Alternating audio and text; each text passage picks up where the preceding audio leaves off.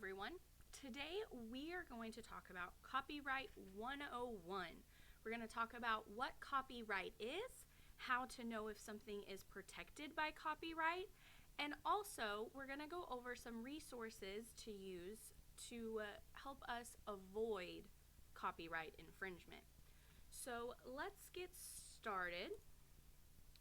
We're going to start with what is copyright? Copyright is a law that gives the owner of a work, like a book or a movie or a photograph or a song or TV show or anything creative, the right to say how other people can use it. Copyright makes it easier for creators to make money selling their work, and a work can only be copied if the owner gives permission, if it is protected by the copyright law. So, what is protected by copyright? Let's take a look. The second a creative work is made, it is protected by copyright no matter who the creator is. This means that all material on the internet is under copyright unless it specifically says otherwise. So anything you create on paper or online is protected by copyright. So for example, a lot of us today use Instagram.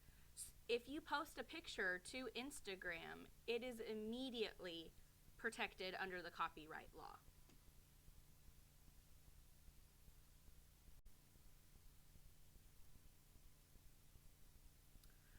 So let's talk a little bit about copyright infringement. What is copyright infringement? Copyright infringement is copying or sharing other people's work without permission. It is illegal and it can carry serious penalties. Some examples of copyright infringement include downloading music, movies, ebooks, or games from illegal sources, as well as uploading your collection of music, movies, ebooks, or games for your friends or others to copy. So that means that you can't, burn a CD for your friends. You can't upload a playlist to YouTube that includes all of your favorite songs that you have downloaded on your computer. You can't upload a movie to YouTube if you don't own the rights for it. Now, it might seem like, well, how am I supposed to be creative or create anything at all?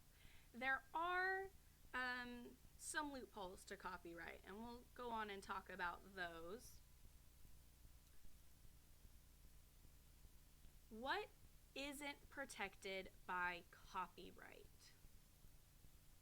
Facts and ideas cannot be protected by copyright. So if you have a non-fiction article that you have found, you're able to use that. Just make sure if you are quoting it that you give credit to your source, otherwise that could be considered plagiarism. Federal government documents are not protected by copyright either. So if a report is made by a federal agency, you can use it. And anything like photos uploaded by NASA, those are free game as well. Is copyright forever? No, it is not. Copyright does not last forever. Copyright lasts for the life of the creator plus another 70 years. So for example, the works of Dr. Seuss are still under copyright today. Dr. Seuss passed away in 1991, therefore his works will be protected by copyright until the year 2061. Now, once a work is out of copyright, it goes into the public domain. You might be wondering, what is public domain?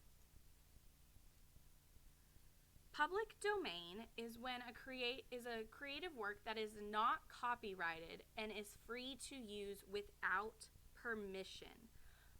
Later in this presentation, I will show you a few websites that allow you to search works that are in public domain that you can use for your project.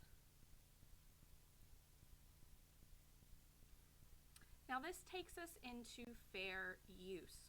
What is fair use? Fair use is the ability to use copyrighted work without permission, but only in certain ways and specific situations. Fair use really requires you to think critically and make a judgment because it can be difficult sometimes to determine if the use of a copyright falls under fair use or not.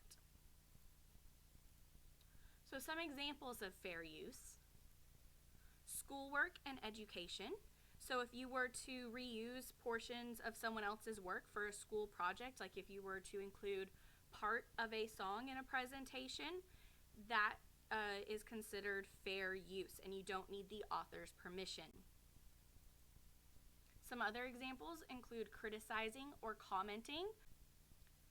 So if somebody were to upload a video to YouTube critiquing a new movie, if they were to upload just like one screenshot from the movie, that would be okay, because they would be making a critique on it, commenting on it.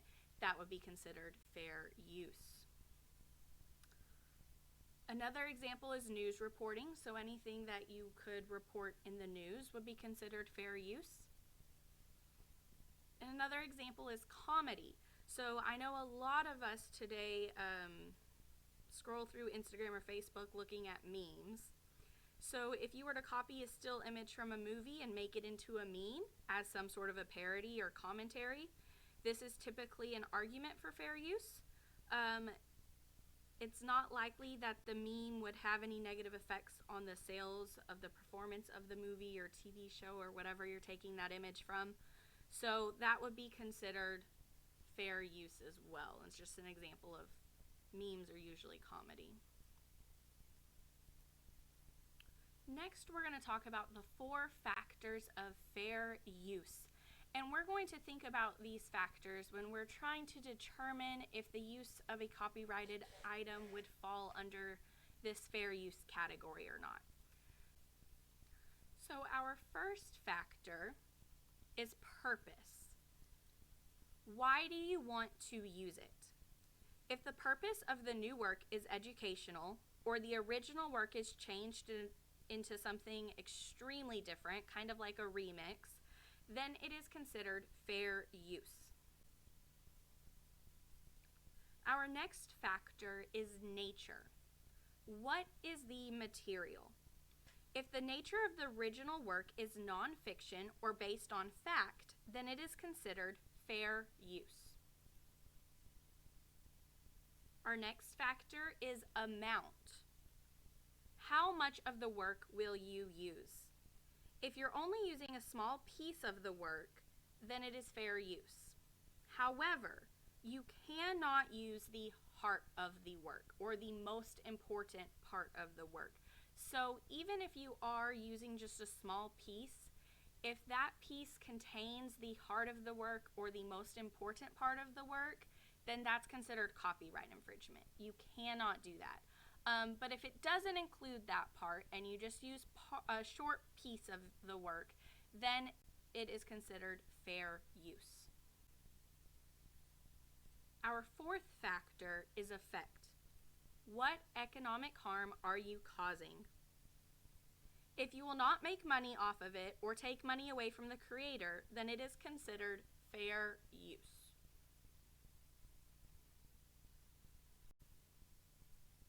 Alright, so now let's look at some resources that we can use to help us avoid copyright.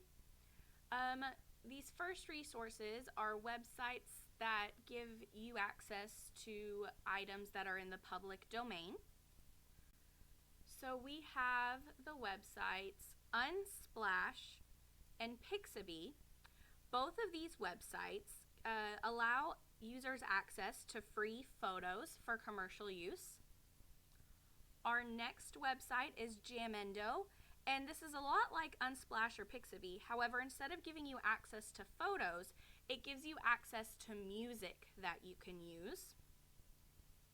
And then our last two websites are Wikipedia Commons and Creative Commons. And both of these websites have various different types of media files that are free for users. Creative Commons is one that a lot of people use when they know that they are okay with other people using their work. And it is also used for others to build upon other people's work. Some tips to help you avoid copyright. First and foremost, do not right-click on Google Images. We've already talked about how anything on the internet is under copyright protection unless otherwise stated. So that being said, if you just copy and paste, you're more than likely going to be breaking copyright rules. Also, when you just right-click on a Google image, you don't always know what is connected to that image and what you might be taking with you to save onto your computer. Some images could have viruses attached to them. And Google Images isn't always the most reliable source either. You could search for something and get image results that aren't exactly what you're looking for.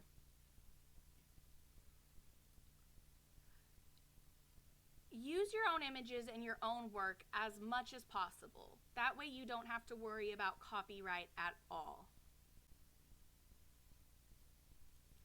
You also can use image search within Google Docs or Google Slides, and this will give you results that are labeled for commercial use and modification.